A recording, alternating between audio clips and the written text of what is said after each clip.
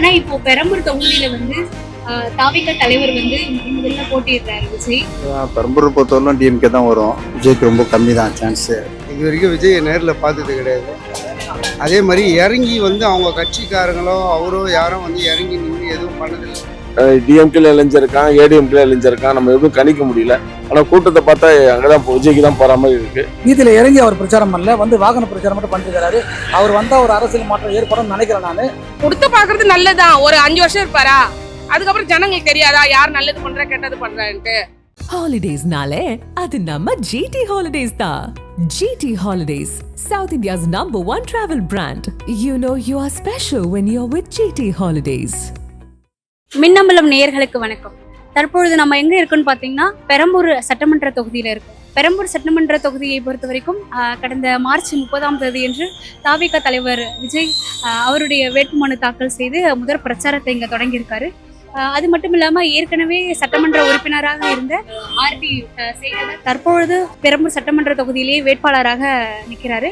இன்னொரு பக்கம் பார்த்தோம்னா என்டிஏ கூட்டணியில இருந்து பாமக சார்பாக திலகபாமா அவர்களும் இங்க போட்டிடுறாங்க. பெரம்பூர் சட்டமன்ற தொகுதியை பொறுத்த வரைக்கும் இது இருமுனை போட்டியா அமையுமா இல்ல மும்முனை போட்டியா அமையுமா, மக்கள் கருத்து என்னன்னு கேட்கலாம் வாங்க.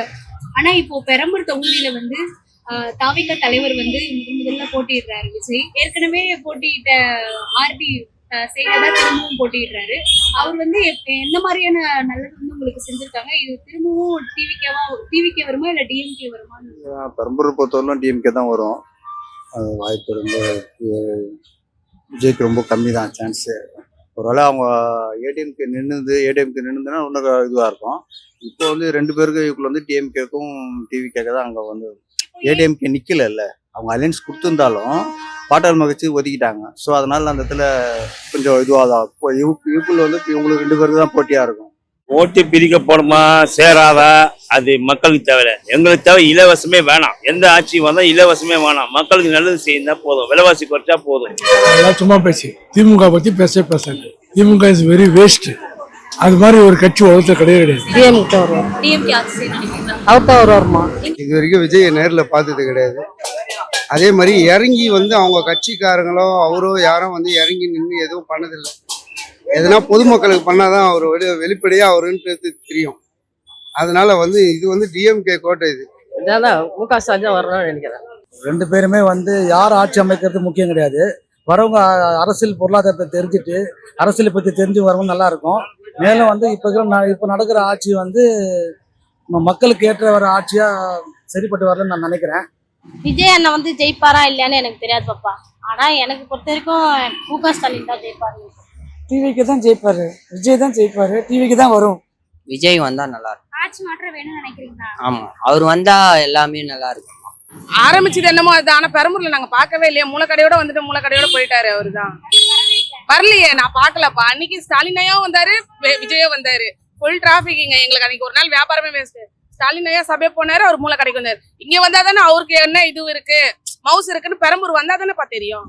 அவர் இன்னும் கொஞ்சம் நல்ல வேலை செய்துட்டு இந்த தொகுதியில எல்லாத்தையும் பார்த்துட்டு வந்தாருன்னா நல்லா இருக்கும். அஸ் ஆக்டரா அவர் எனக்கு ரொம்ப பிடிக்கும். அரசியல்ல பாலிடிக்ஸ்ல என்ன நிறைய ட்ரெயின் ஆகணும். கணிக்க முடியாது, முன்முனை போட்டி தான் இருக்கும். ஏன்னா டஃப் விஜய்க்கும் டிஎம்கே அண்ட் பாமக தான் இருக்கும். டஃப் 3 பேர் தான் டஃப். ஏன்னா லேடி கேண்டிடேட் நிக்கிறாங்க. அவங்க ஆல்ரெடி அரசியல்ல அனுபவம் உள்ளவங்க. விஜய் வந்து புதுசா என்ட்ரி ஆயிருக்காரு. அவருடைய வாய்ஸ் இளைஞர்கள் கொஞ்சம் இருக்கிறதால கொஞ்சம் அது ஓப் சொல்றாரு. ஆர்டி சேகர்ன்றவர் முன்னாடியே வந்து 2 வாட்டி எம்எல்ஏ இருந்து சில பணிகள்லாம் செஞ்சிருக்காரு. சில குறைபாடுகள் இருக்கு, நிறைய செஞ்சிருக்காரு. வேற குறைபாடுகள்லாம் இருக்கு. ஒரு சான்ஸ் பார்ப்போமே, மாம்பழ சின்னத்தை போட்டு.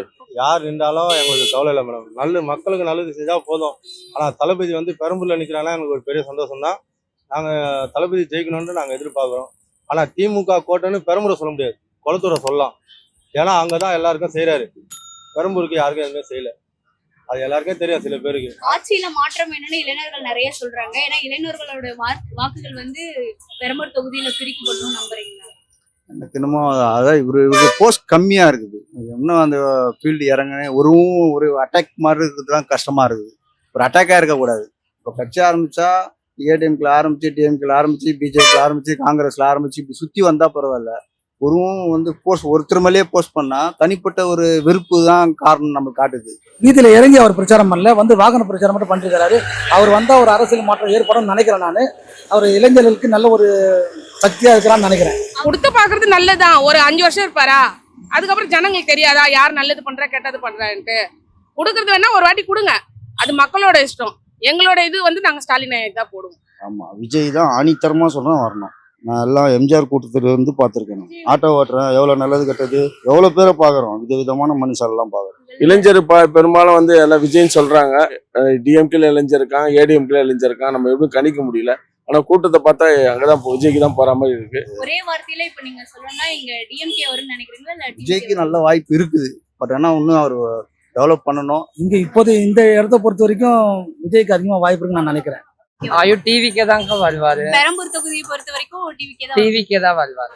மு.க. ஸ்டாலின் வந்து இப்ப பஸ்ஸுக்கு பொம்பளை பசங்களுக்கு நிறைய செஞ்சிருக்காரு. ஆனா பெண்களுக்கு பாதுகாப்பே இல்ல. நான் வந்து சொல்றவங்க 1000 சொல்லதாமா செய்வாங்க. அதுக்குன்ட்டு அவரு இப்ப எதனா ஒண்ணு நடந்தா அது அவர் தான் காரணமா? யார் வந்தாலும் ஒழுங்கா இருக்கணும், அதுதான் மெயின். ஏன்னா 5 வருஷத்துக்கு நம்ம பார்த்திருக்கோம், அவர் செய்ய வேண்டியதெல்லாம் செய்யறாரு. இன்னமும் செய்யறாருன்னு தான் நாங்க ஓட்டு போறோம். ஏன்னா என் குடும்பம் மொத்தமும் ஸ்டாலின் ஐயாக்கு தான் போறோம். விஜய் எனக்கு பிடிக்கும், பிடிக்காதுன்னு நான் சொல்ல மாட்டேன். ஓட்டு போடணும்னா அது யோசிக்க வேண்டியது. ரசிகரா இருந்து பார்த்தா எனக்கு விஜய் பிடிக்கும், பிடிக்காதுன்னு நான் சொல்ல மாட்டேன், பிடிக்கும். ஆனா ஓட்டு போறது பார்த்தா நாங்க ஸ்டாலின் ஐயாக்கு தான் போடுவோம். இப்போ பெண்களுடைய வாக்குகள் வந்து டிவிகே தலைவர் விஜய்க்கு போகும்னு நினைக்கிறீங்களா இல்ல டிஎம்கே போகும்? இல்ல, அவருடைய பிரச்சாரத்தை பொறுத்து தான். இன்னும் பிரச்சாரம் அந்த அளவுக்கு ஈடுபடும் தெரியல. அதை பொறுத்து தான் நமக்கு மாறாதெல்லாம் டெஃபினட்டா புரியும், 100% புரியும். அது ஒன்றும் சந்தேகமே இல்லை. அதனால அவரும் கொஞ்சம் ஜாகிரதையா சொல்லுவோம். விஜய் டிஎம்கே தான் அவர் தான் போகும். கண்டிப்பா இந்த தொகுதியை அவர் தான் மாறுவாரு.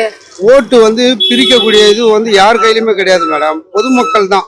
பொதுமக்கள் வந்து ஓட்டு பூத்துக்கு போனாங்கன்னா அவங்களோட நினைப்பு வேற எதுல இருந்தாலும் அங்க போனோன்னு வேற மைண்ட் செட்ல வந்து அதுதான் வரும்.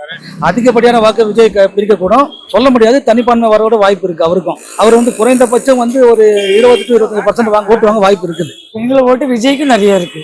ஆட்சி மாற்றம் வேணும்னு நினைக்கிறேன். ஆட்சி மாற்றம் கண்டிப்பா வேணும். இப்ப விஜய் ஆட்சிக்கு வந்தா என்ன நலத்திட்டங்கள் பண்ணுவார்னு நினைக்கிறீங்க? எல்லாருக்கும் 2500 ரூபா பணம் தரேன்னு சொல்லியிருக்கிறாரு. பஸ்ல வந்து இந்த மாதிரி ஒயிட் போர்ட்லாம் கிடையாது, எல்லா பஸ்லயும் ஃப்ரீ. தமிழ்நாடு முழுக்க ஃப்ரீயா போகலாம் மகளிர். ஸ்டாலின் ஐயா வருதா, அவருக்கு பண்ணா ஒரு தொகுதி கொடுக்கலாம்ப்பா. அவர் வந்தா நல்லா இருக்குமா? இல்ல யாருமே ஆண்டு பார்த்தா தான் தெரியும். ஈஸியா அவர் கேக்குறாரு, அங்க இருந்து பார்த்தா தானே தெரியும் அதோட கஷ்டம். நடிக்கிறது வேணா அவருக்கு ஈஸி, கட்சியில வரணும்னா கஷ்டம் இல்ல.